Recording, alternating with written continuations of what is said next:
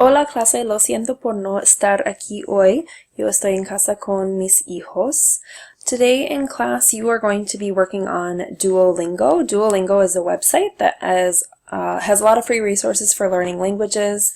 It has a free program that you can work your way through, and it will give you more challenging questions if you are doing well and answering correctly, and it will do more review if you are having a difficult time mastering the new information. So it's a great resource that we have that we're going to use from time to time, mostly on the extra days when a certain class period is a week ahead due to days off, teacher work days, holidays, things like that. So what you're going to do today, you're going to need your personal learning device. You need your actual computer today. Just so you know, Duolingo is an app that is free to download, and you can practice it on your phone as well. But today while you're in class, you're going to be needing to use your computer. You will also need to use headphones. If you do not have any headphones, there is a box of headphones up at the front of the room, so you're welcome to use those.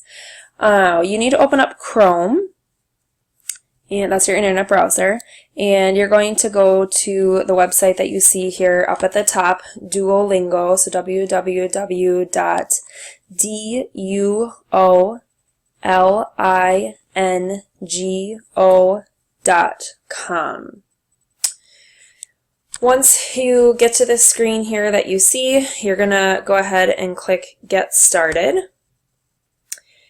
Duolingo offers a lot of different languages. You're welcome to try other languages while you are at home or in your free time, but while you are in class, we're going to be working on Spanish, which is the one right up at the top. Go ahead and click on Spanish.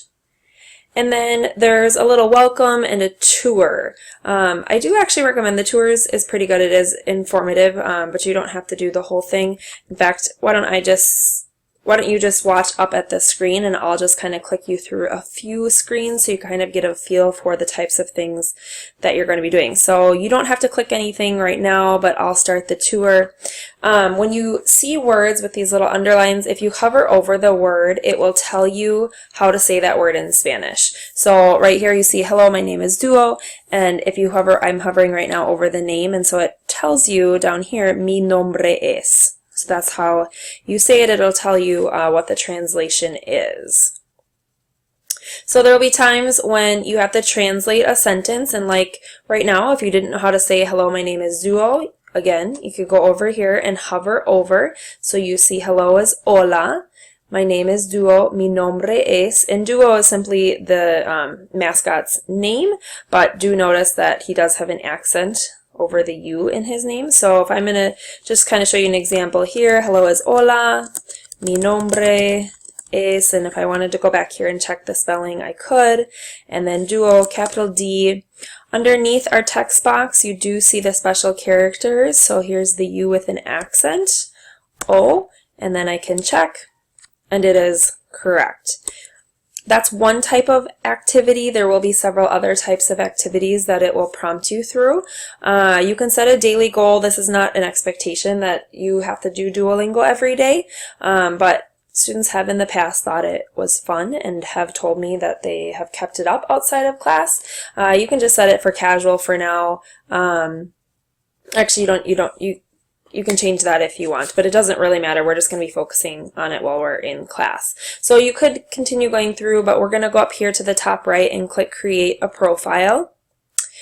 It's going to, mine I already have a profile saved, but what I want you to do for your email is your school Gmail.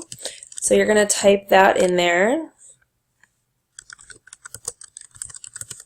For your username, to keep it uniform, do all of the stuff before the @ symbol on your school Gmail, and your password should be the same as your Google password for everything else, just to keep it consistent. When you go to create account, it should work for most of you, but we have had in the past some people on particular devices.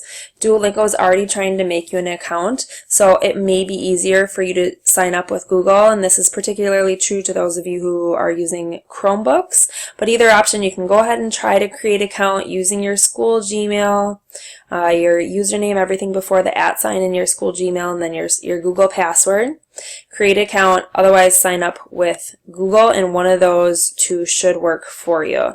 So if it tells you that it's already been taken, just sign up through Google.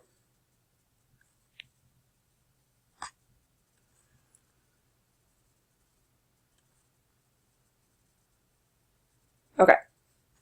Then, once you are in to Duolingo, it is going to give you a couple different lessons. You might only see 2 at the beginning, but as you do well, it'll open up more and more lessons. So you're going to start with Basics 1. So click on Basics 1, and then I've already done lesson 1 because I was doing that as a demo, but you'll want to start with lesson 1, and then you'll go through lesson 1. Once you progress and you complete lesson 1 successfully, then it'll allow you to click on lesson 2. After successfully completing lesson 2, it will have you go on to lesson 3, and it'll keep opening up more and more lessons as you go. I do think Basics 1, Lesson 1 is probably the appropriate placement for most of you. Maybe some of you, but I know in the past you guys haven't really focused on spelling, and you will need to spell the words correctly to get credit for them. Just make sure if a word has an accent, you look underneath the text box and click on the appropriate letter with the accent. So go ahead, when you're ready, you'll click on Lesson 1. Make sure your headphones are plugged in, and then you can go ahead and get started with the lesson. So that is what you will be working on today. You should be able to get through a few lessons. I hope that you have fun with it. Go ahead and get started. Adios.